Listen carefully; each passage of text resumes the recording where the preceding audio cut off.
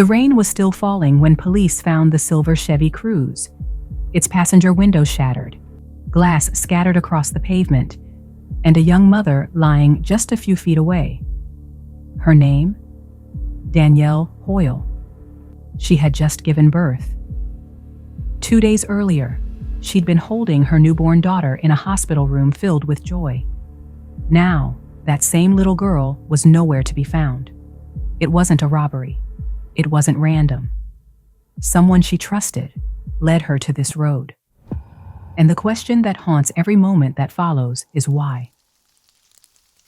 Hey there, and welcome to Sleuthy Express, where the timeline stays tight, the facts stay true, and the story unfolds in record time. It's true crime, condensed, the who, the what, and the moment everything changed. Today's story is one that still leaves a lump in my throat, because what happened to Danielle and her baby, Kennedy, defies every kind of sense. Before we begin, a quick note. This case involves harm to a mother and her infant. Please take care while watching. Now, to understand what happened, we have to return to the moment everything changed. All right, let's go back to where it all began. She had just given birth. Within 2 days, she was gone.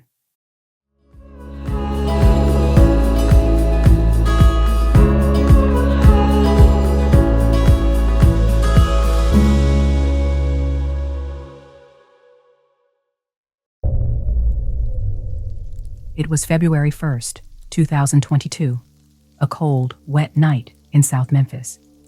An ice storm was on the way, and the rain hadn't let up for hours. Close to midnight, Officer Cody Sutton turned onto Sedgwick Road, a narrow, unlit stretch of asphalt lined with warehouses and empty lots.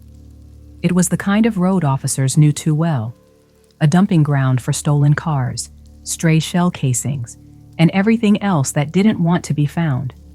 But this night, something did catch his eye. A silver Chevy Cruze, parked on the wrong side of the street, passenger window shattered, glass scattered like ice across the pavement.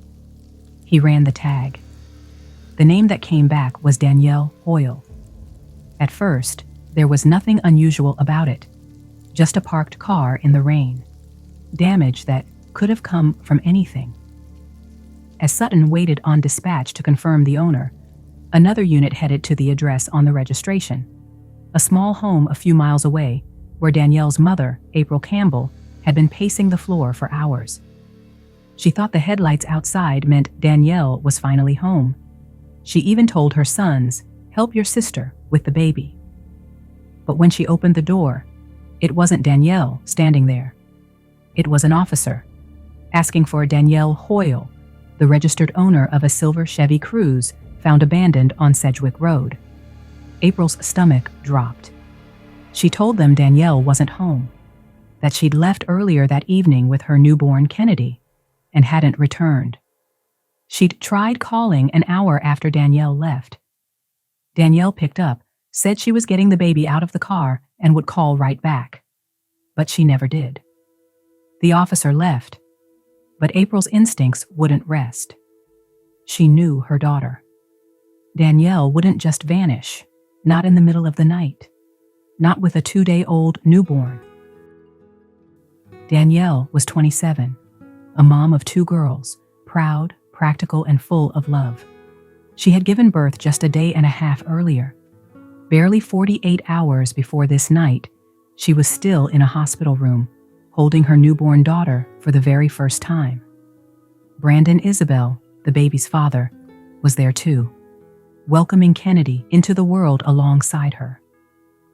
By the next morning, Danielle and baby Kennedy were discharged, finally heading home to rest, to recover, and to start their new life together. That evening, April finally got to hold her granddaughter for the very first time. Just about an hour of smiles, pictures, and soft baby sounds before everything changed. Danielle told her mother the hospital had asked her to bring the baby back for a quick check, and she'd be right back. To April, it was a routine trip, the kind she'd once made herself as a young mother. But when Danielle didn't return, and the hours stretched into the night, April's unease turned to fear. Meanwhile, back on Sedgwick Road, Officer Sutton was still posted near the cruise, rain pooling beneath the tires. He got word that Danielle hadn't made it home, and that she had a newborn with her. Something about that hit him hard. He stepped out of his cruiser for a closer look. His flashlight cut through the darkness, tracing over glass, then something darker, a small pool forming near the driver's side. He followed it with his light, and there she was, a young black woman, lying face down, partially in a ditch beside her car, shot multiple times. Sutton called it in.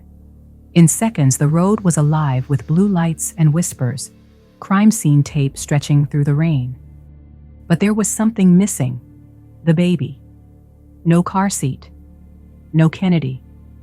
At that point, no one knew for sure who she was, only that a mother and her newborn were missing, and one of them might have just been found. Officers searched the car. Then, inside the cruise, under the dim beam of a flashlight, they noticed something in the back seat, a small diaper bag embroidered with the name Kennedy. They had just found the only sign a baby had ever been there. Based on the registration to Danielle Hoyle, the body of a young woman beside the car, and that diaper bag, officers believed they were likely looking at Danielle, and that her newborn was missing. By dawn, the Memphis Police Department issued an Amber Alert for the missing infant. What began as an abandoned vehicle call had become a homicide and an abduction.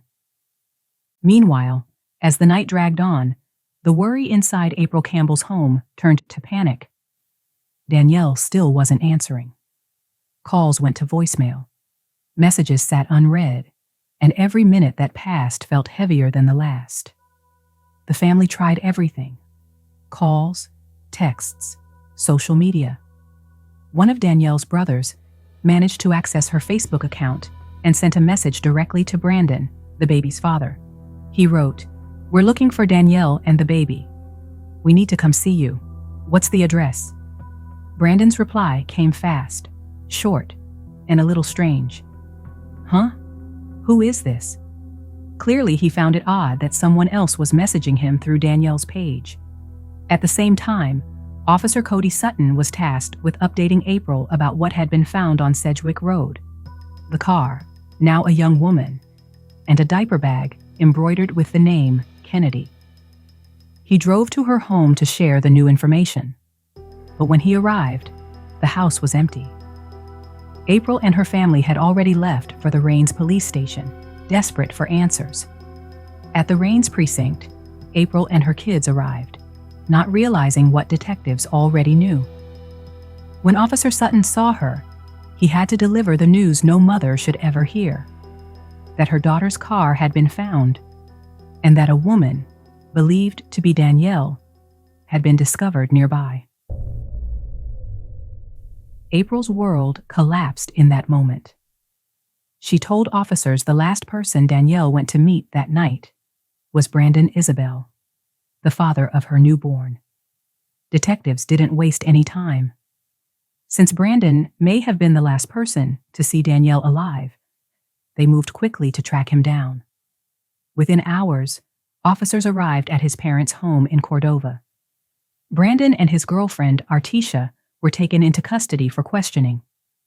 Brandon started calm, cooperative even. He said he'd met Danielle at a Mapco gas station on Brooks Road that night to give her some baby clothes. He claimed they talked for a few minutes. Then she left with Kennedy, saying she was headed to McDonald's. After that, he said, he went home. The problem? None of it lined up. Detectives had already been to the scene, and there was no car seat, no baby, and no sign of a trip to McDonald's. They pressed him. Asked him again what time he last saw Danielle. He said around 8 p.m. But phone data told a different story. Brandon's text messages and GPS showed movement well past that hour, and not toward home. When detectives asked if he owned a gun, Brandon admitted he did, but said he didn't have it with him that night. He claimed he'd left it at Artesia's, even though everyone in his orbit knew he carried it all the time. But they already had evidence suggesting otherwise. A holster, a lockbox, and ammunition matching the type used in Danielle's killing had been recovered from his car and home. Then came the phone data, the turning point in the interview. Detectives uncovered it all. GPS pings near Sedgwick Road, then Mud Island, then Walmart, all within hours of each other. Too many coincidences. Too much movement for a man who claimed he went straight home. He wasn't shaken, not even close. Through every question, Brandon kept stringing together half-truths and contradictions, his words sliding into each other like he was making it up as he went. None of it made sense, but he said it all with confidence, like someone who believed he could talk his way out of anything. At one point, he claimed he offered to take Kennedy so Danielle could rest, but said she wouldn't go for it. Then he said he'd come up with an idea, that he and Danielle could drive down to the river together to take the baby there. Detectives, tired of his shifting stories, pressed harder. "Where's the baby, Brandon?" one of them asked. And then, out of nowhere, he said quietly, "At the river." They looked at each other, then asked, "In the river?" Brandon shook his head. "No," he said, "at the river." Then detectives pushed a map across the table and told him to show them exactly where. He pointed, a spot near the old boat ramp on Mud Island, where the Mississippi and the Wolf River meet. One of the officers slipped out of the room and immediately called in a search team. The search for baby Kennedy was now a full-scale, multi-agency effort. Boats on the river, drones in the sky, every second counting. But what detectives didn't know yet was that Brandon had already planned everything. As the search teams moved out, detectives kept their focus on Brandon. Every word, every pause, another piece of a story that didn't add up. He assured detectives the baby would be right where he said, in her car seat by the fence at the old boat ramp. They wanted to believe him, or at least give his story a chance to prove itself true. If there was any chance baby Kennedy was still alive, they had to take it. But while he seemed honest about the baby, the rest of his story still wasn't adding up. So they pressed him to walk them through everywhere he'd gone the night before. "What happened to Danielle?" they demanded. Brandon's version of events shifted again. He went from saying he met Danielle at a Mapco gas station to give her some baby clothes, that they barely spoke, and that he left right after, to now claiming they left the Mapco together, each driving their own car. He said they eventually ended up on a road carved out of another road. It was dark, lined with trees on both sides, and his car started acting up, so they both pulled over. According to Brandon, Danielle parked in front of him so her headlights could shine on his car while he tried to figure out what was wrong. He claimed that, after a few minutes, he got into her car and they talked. Not about anything serious, just random things that came to mind. Then, he said, as he was about to leave, Danielle handed him the baby, that he drove off with Kennedy, leaving Danielle still sitting there on the side of the road.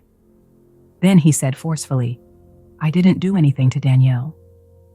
It was one of the few moments his voice carried clearly through the interrogation room. Detectives didn't believe this story either. They told Brandon straight out that they knew where he was at 10:55 and 11:18 that night, and that he needed to start telling the truth. They added that they knew exactly which road he'd been on, that the area was monitored with cameras along the stretch, and that they'd already tracked every move he made that night. It wasn't true, but it didn't have to be. The goal was to push him into a corner, to make him believe the evidence had already spoken. Then they warned him. With the stories he was telling, he wasn't walking out of that room without handcuffs. That's when they pressed the question. "What happened to Danielle, Brandon?" Faced with the threat of video evidence and cuffs, He finally said it. "I shot her." He admitted that he'd fired several times, saying he didn't even use half the bullets, a way to minimize what he'd done. He told them she was hit in the upper part of her body, details that only the shooter could have known. Not long after, word came in from the river. The baby wasn't there. No car seat. No Kennedy. Detectives loaded Brandon into a cruiser and drove him to the boat ramp themselves. He never got out, just pointed through the window toward a grassy, rocky patch near the water, saying that's where he'd left her. He claimed he'd set the baby down, then slid the car seat toward the edge, said it was dark, and he didn't know where it landed.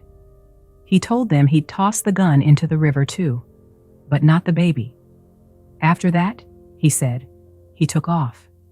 She should have been there, he told them. She might have rolled. The officers didn't buy it. They challenged every word. They reminded him that, from that location, if he'd slid the car seat, it would have still been right there, visible. They asked what Kennedy had been wearing. Brandon said she'd had on a hat, but claimed she'd lost it before they ever reached the river. It was another lie, because the hat was there, in the same grassy area where he said he'd slid the car seat. That discovery confirmed what detectives already suspected. The baby had been at the river, but now she was gone. They began to wonder if someone else might have helped him. "Who did you tell?" they demanded. Brandon insisted he hadn't told anyone. When the search turned up nothing, detectives brought him back to the precinct. This time, the questioning grew sharper. They took turns pressing him, circling the same question over and over. "Did you throw that baby in the river, Brandon?" Hours passed.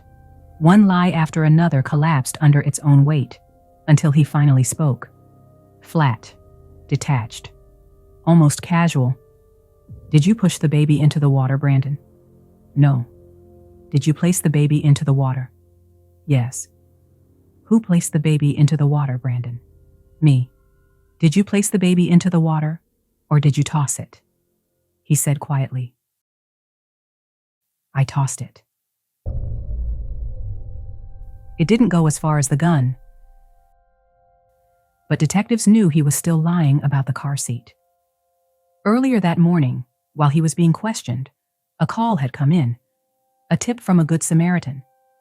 Officers had found the car seat, not at the river like Brandon claimed, but behind a Walmart, sitting beside a locked dumpster.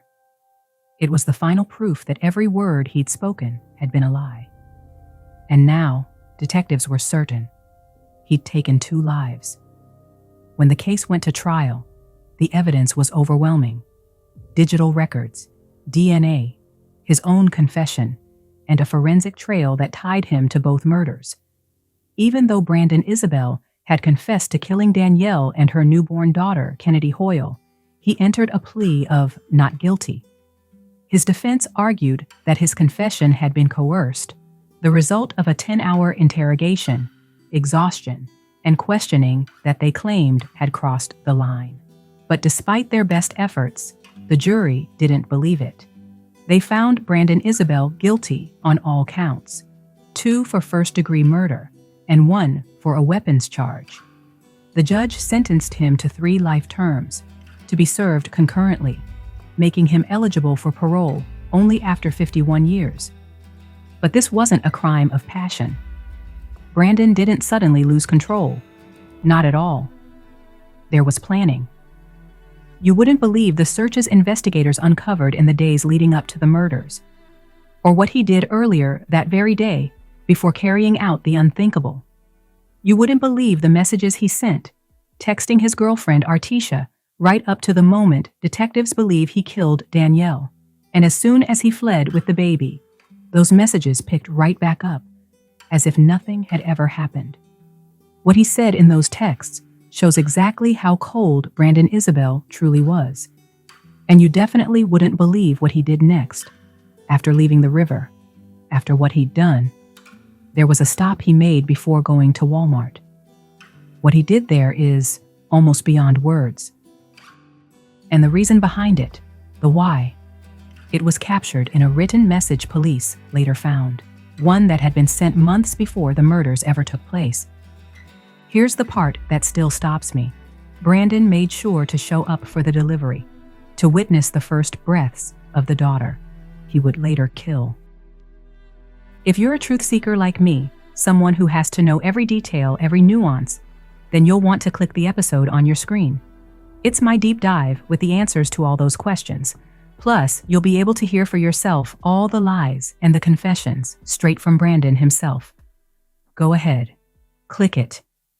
You know you want to.